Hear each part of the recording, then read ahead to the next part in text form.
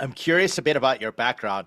I don't think I've ever asked you, what were you doing before this, and what made you decide that you wanted to become a startup founder? That's an easy one. I was in startups for what, 12 to 15 years. I've only had a W-2 paying job for like two, and they were all in some form of video production, robotic camera productions, worked to build a first live EDM TV network by installing robotic camera systems at top 100 nightclubs, and that included like Mansion Miami and Exchange LA. Pretty lengthy background in production technologies, and I was actually looking to get a job, and I wanted on LinkedIn, I just wanted to be able to present more confident and persuasive in video. I had sold enterprise video platforms for the previous year prior to that to Fortune 1000 companies, and I really got to see how internal video was impactful both in changing culture, communications as a whole within companies.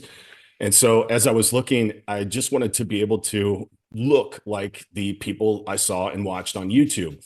Sure. And particularly Harry Stubbings he has a podcast that I just would listen to these podcasts and I was like, I will never be that smart, talk that sophisticated because it's like they never even had to stop to breathe, right? And so then I was on LinkedIn, and this is 2019, okay? And I've already been in video for quite some time. 2019, there is a gentleman named Walker Reynolds, and he was the first one I ever saw on LinkedIn. All of a sudden, I saw this jump cut. It was like Yeah. you didn't have time to think, and it was just like a continuous flow of information. I was like, well, there you go. That's what I need to do. I opened up my first video and I'm like, hey, I'm going to do these jump cuts. And I'm about 20 minutes into an hour-long video and still have another 4 hours worth of cutting to do. And I was like, I Takes mean, forever. really my Takes first forever. time doing it. I was like, Yeah. holy crap, this takes freaking forever. Yeah.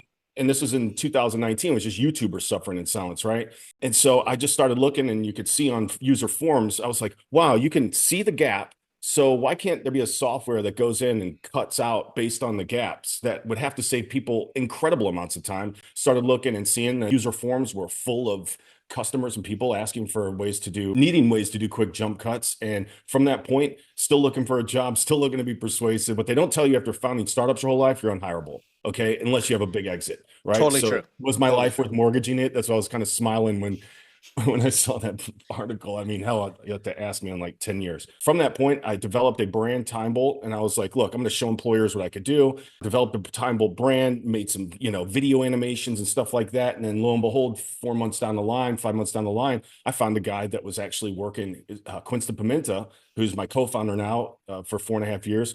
He put up a product on Product Hunt and some really early version. I was like, holy crap, this does what we're looking to.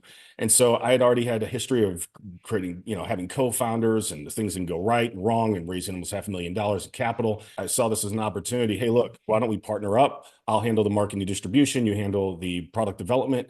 And so let's see if we can get some buyers. And that's kind of how Time Bolt started. And we came to market for the first time December 2019. Okay, hang on a second. I didn't hear this story before. We got to unpack this here. Sure. You're basically saying that it was blind luck. You were working on the problem and you legitimately did the founder thing. You were exploring it. I would dare to say your MVP was your first brand and putting out the unique value proposition and kind of setting that up. But then you stumble upon a coding guy who's trying to solve the same problem as you. And then bam, now you two are co-founders. You have a successful startup. That's what happened? Well, yes. I mean, what's nice is sales solves a lot of problems. And if you're Sure. not making sales and some other stuff, problems can exist. So I had already kind of had, it wasn't just something I knew we were going to get married and we'd had to, you're basically forming a marriage contract, right? So we took things slow, and it was like, hey, I've already got the brand developed, Time Bolt, and his was like silence detection or something. And so the logo, the brand, the messaging, let's plug this thing in, see if we can get it going. We probably spent the first year and a half getting it ready. And it was just like the first one was on Gumroad. I sold cars for Jim Butler Kia while I was moonlighting.